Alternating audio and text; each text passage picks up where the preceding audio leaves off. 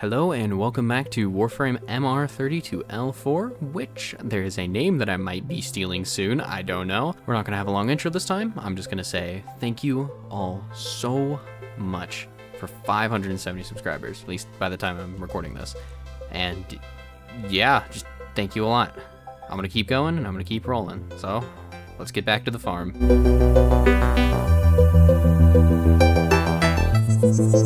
Jade's farm isn't bad at all. It's a new mission type that starts out with a defense, then throwing things on an elevator, then finally an escort with a Sister of Parvos side objective if you get the beacons mid-mission. Her pieces drop with a 5% chance each, and the mission itself isn't even that hard. The hardest part is getting the speed up motes to show up on your HUD by being close enough to them, and if you don't get them and use them on the capsule, your elevator goes slower. So it relies on quote-unquote skill in order to do it faster and complete it faster. The last part of the escorting isn't bad either, it's just kill everyone and you're fine. And if you can't, just play it on public, it's really not that bad. Plus, there's also a pity system. Completing the mission on regular gives you 11 to 13 vestigial motes and a bonus of 5 to 8 if you do the Sister of Parvos objective. I will also have the Steel Path ones on screen as well. You can use them to buy the parts you didn't get or whatever you want. I was able to get enough to pity the Evensong, which is also in this video, and everything I said applies to its farm as well. What I got farming for Jade was 2 Harmony Blueprints, 1 Meso W4,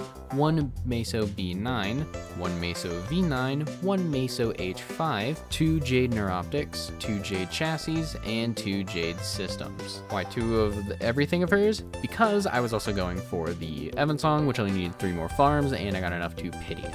So the Evensong's pitied, and that's plus 10 to the counter of me having to exercise. Regardless, Jade and the Evensong get an S on the farm tier list because I put Dante as S as well, and it was practically the same thing, just a little bit longer. So first off, we're changing the tier list from performance to potential instead. I realize I can't fully do a performance type of deal for everything I'm going to get.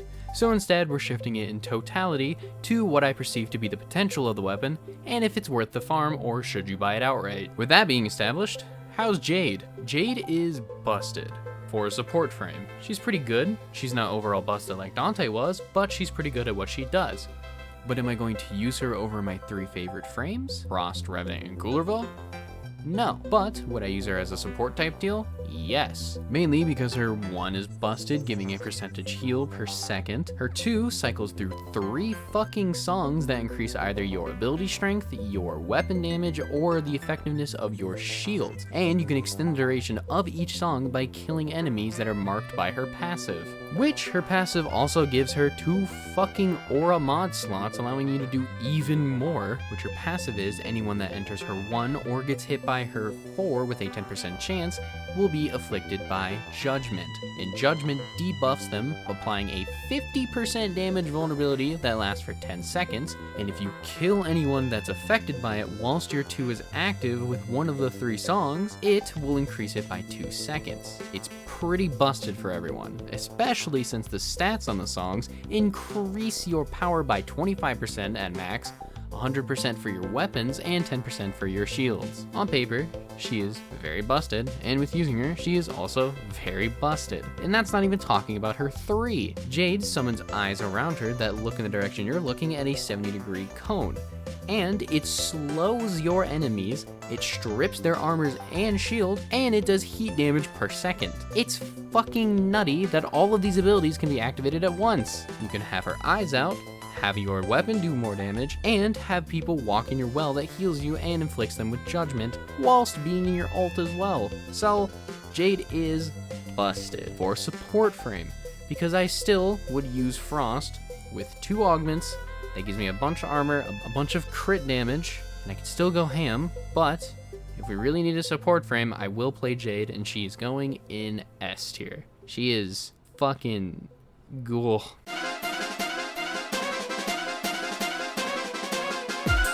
The Bubonico is a dojo biolab weapon that honestly isn't that difficult to get either. I originally thought it was, like 4 years ago. The only hard part is the mutagen mass, and the easy part is joining a dojo with a biolab that is almost to completion or is completed. Or if you don't have either of that, you can join my dojo called the Digital Beep Boop that I made when I was 13. And that's why it's named the Digital Beep Boop. Regardless, the requirements for the research of the Bubonico is 35 mutagen samples, 8,000 ruby dough, 22,000 nanospores, and 20 neurodes, which all of that is piss easy to obtain. Minus the mutagen samples, more on that in just a second though. But after you obtain it, you have to wait for the research to complete in 3 days. Then you're gonna be waiting a bunch more, because once you get the actual blueprint, you're gonna need 10 mutagen masses, 3 argon crystals, 1200 plastids, and 22k nanospores. Again, all of that is really easy to obtain besides the mutagen masses. And that is the fun part. Not really. So there are 3 ways that I know of to obtain mutagen mass.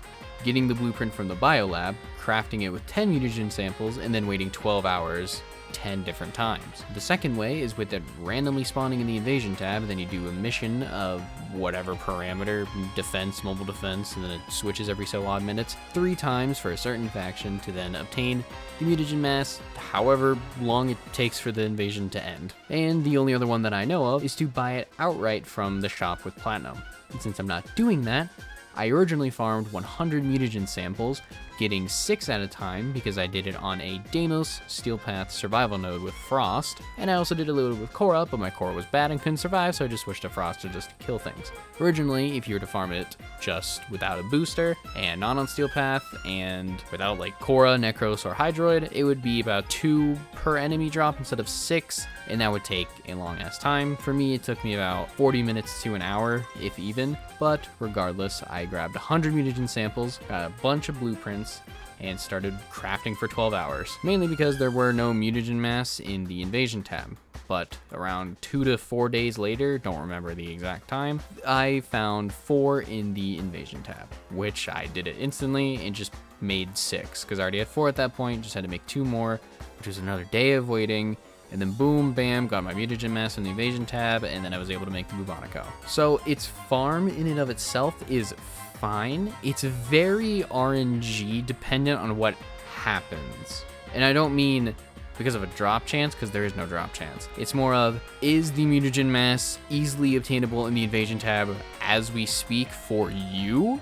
If not, then you're gonna have to wait, or you're gonna have to go farm the RNG chance of 10 mutagen samples out of a Deimos survival node. So I don't really know how to classify this farm for everyone. For everyone, it would be, it depends, depending on how much resources you have and your mutagen mass catalog. But for me, it was pretty easy, so I'm gonna give it an A. It's not a B, wasn't like middle of the road, it was an A, it was pretty easy. The Bubonico was a lot of people's go-to shotgun for a while, and for good reason. This thing rocks, and I'm putting it into S tier automatically just because I like it, but that's not all. It hits pretty good, has amazing stats, and pseudo-infinite ammo. It has innate punch through, very high accuracy, a good starting crit chance, very high total damage, and it has a alternate fire where it bursts with viral, but I don't really use it. I don't know if it's good. Someone else in the comments can say if it is, but overall, just with its primary fire, I think it's pretty good. And with only like 3 mods, I was able to take it into a Deimos survival steel path with Frost and survive for a while. So honestly, this thing is, as again, S tier.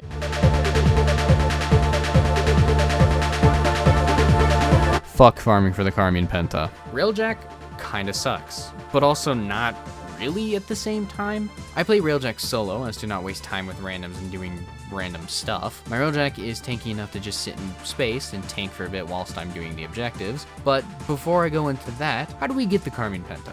The Carmine Penta drops from Corpus Vale Proxima and Pluto Vale Proxima points of interest. In short, the side objectives on each mission, specifically this one.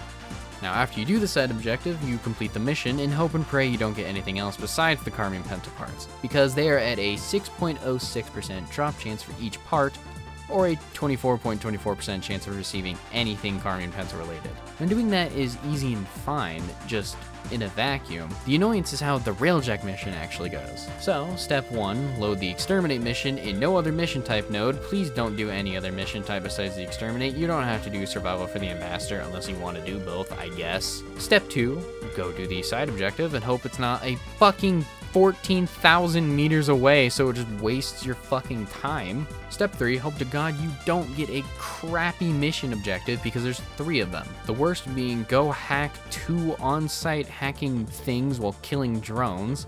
then go kill 2 cruise ships in order to do the exterminate mission. That usually takes me 12 minutes each run, or longer, depending on how stupid the mission outside wants to be. The other mission being 2 cruise ships, 2 security nodes, and then finally, the best mission of them all, destroy 4 security nodes. Finally, you're then able to enter the ship, go inside, kill everyone, leave, and go back to your railjack so you can see your rewards flash above you, and hope that you get a Carmine Penta part and not another fucking votive onslaught. So, with that being said, what did I get in totality? In total, I got 2 hemorrhage mods, 3400 endo, 7 votive onslaughts, 3 internal bleedings, 3 Axie V10s, 2 Carmine Penta receivers, 1 Carmine Penta stock, 3 Carmine Penta blueprints, and finally, 1 Carmine Penta barrel.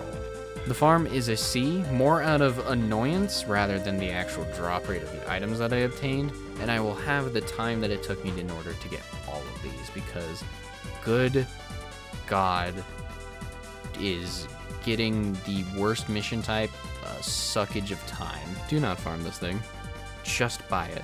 I do not think it's expensive, at least. I don't know. Editing me will put a screenshot of how much the plat is, and he will make the decision. Just don't buy it, though. It's a slightly higher damaging Penta, and slightly by 700, but for blast damage, that's not really that much. That has more in the magazine, and that's pretty much it. I guess it has a higher rate of fire as well, but don't subject yourself to railjack and farm this thing, because it's just a Penta, but a little bit better. But, like, the only redeeming quality of it is how it looks, because it looks sick as shit, and I wish more weapons had this style, mainly because it's the same style of the neon RGB weapons in Killing Floor 2. So in terms of looks, it is an S tier in my book, but it's an F for potential. Just buy it for MR.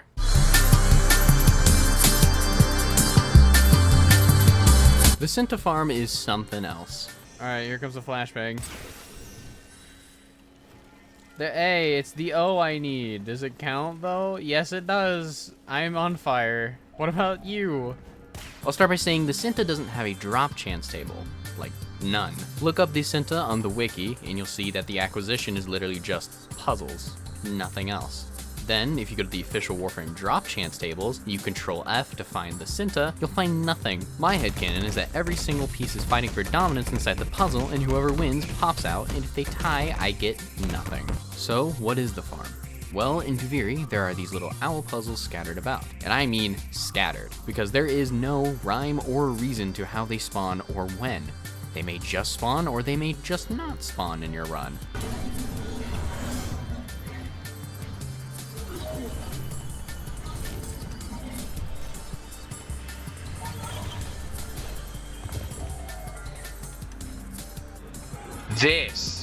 This one, when I initially came here, was not here. And then it just appeared when I teleported. What the fuck?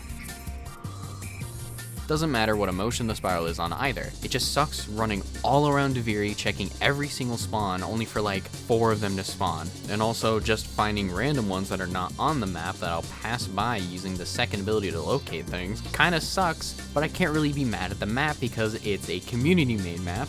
So, that's all fine and dandy. And if you have the Ark Harbor as a spawn, then you get a guaranteed at least 1 puzzle on your run, so 1 plus however many else you find. Now that's the spawns. However, the puzzles themselves aren't really that bad. There's variations to them, but it's mainly just throw ball into orifice, shoot icon till it is one of the 3 you need, remove ball or let ball stay in, move to the next one, activate it, shoot until icon you need. There's nuance to it, of course, but that's it in the most layman of terms. Mainly because some of them don't require a ball, but regardless, this isn't a Duviri puzzle guide, this is a Warframe farming journey.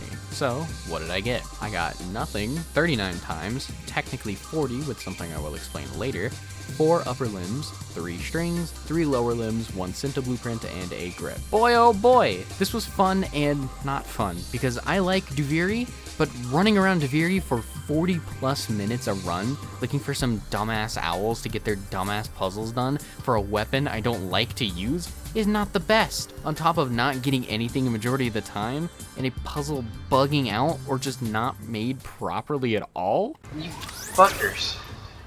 You fuckers. You motherfuckers. Oh, really, but for real, what the fuck?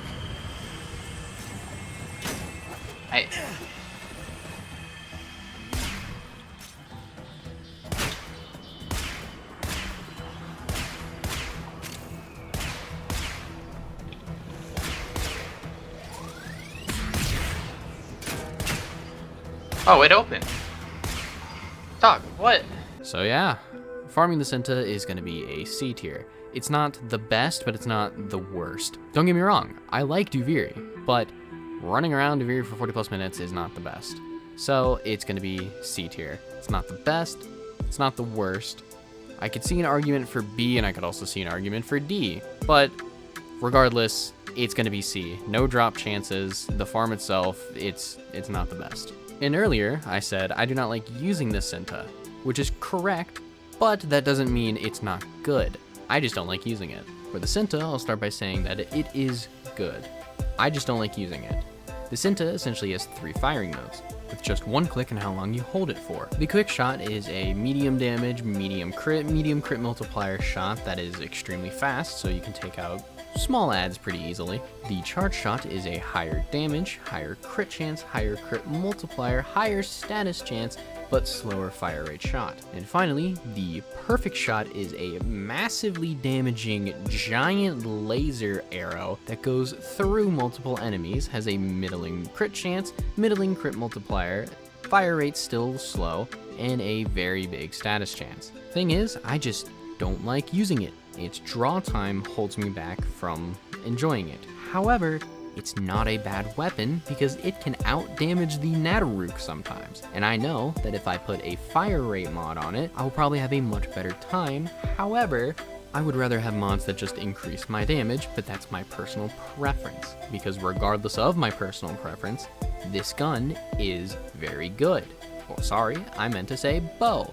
And the only thing I would put a fire rate mod on would be the Opticore Vandal because of how stupidly fast that thing can fire, and maybe the Grakados. So, personally, the Cinta is a D or C in terms of potential, but objectively, it is an A to S for potential. Another bow to put on a potential tier list, which you're probably gonna hate me for, but the Evensong is a pretty good support weapon where if you get a kill with it, everyone in your radius gets a 35% increase to their multi-shot. And the only other thing about the Evensong is that if you full charge it, hit an enemy with it, they take 7 puncture stacks immediately, and the target does 100% less damage to you.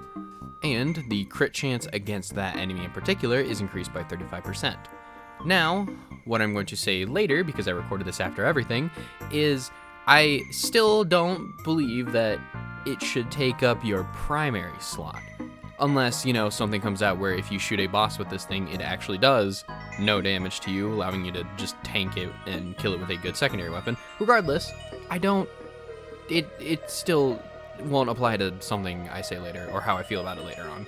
That's pretty good, and on a full charge it has a miniature explosion. However, I don't know if it can absolutely murder like a Kuva Brahma could in the past, or you know, the Cinta with a perfect shot that goes through multiple enemies and does a shit ton of damage. So it's a case of why use it when Jade herself is already a good support, or any support frame, or any weapon that just straight kills? Like, the Epitaph is a good primer, and that's its purpose as a secondary. This thing's purpose is more multi-shot, and it takes up the primary slot. Which, cool, but like, there's the Kuva Ogress I could use. Or, you know, the Tenet Glaxon, or any other Tenet weapon that's pretty good right now. Or, as always, any Incarnon weapon. So, potential is probably a C to very low B, I believe, just putting it right in the middle to stay safe, because I don't know if this Evensong has a massive potential or not, but I know that the Cinta does, while the Evensong doesn't really feel like it will. And as always, I could be wrong. And you could put your stuff in the comments below, because, hey, I probably am missing one obscure mod that makes this thing very fucking busted, but at the same time, here's my build, and I don't know what else to do with it.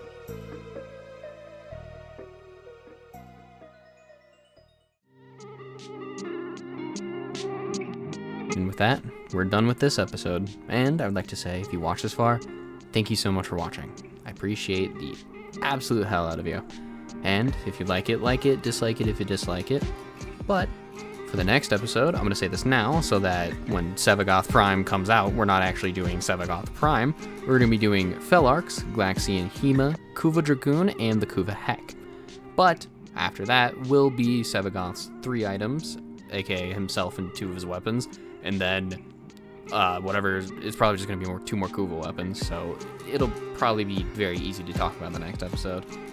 So, regardless, I hope you enjoyed the video, and as always, any critiques down below, and if you want to talk about builds, or you want to look at my builds that I showed in the video, like the few of them that I did, and, you know, flame them, or tell me that I'm playing something wrong, go ahead. I welcome that, and we can talk about more of this game. So, with all that being said, if you like it, like it. If you dislike it, dislike it. Please critique me. Subscribe if you want, and take care of yourself.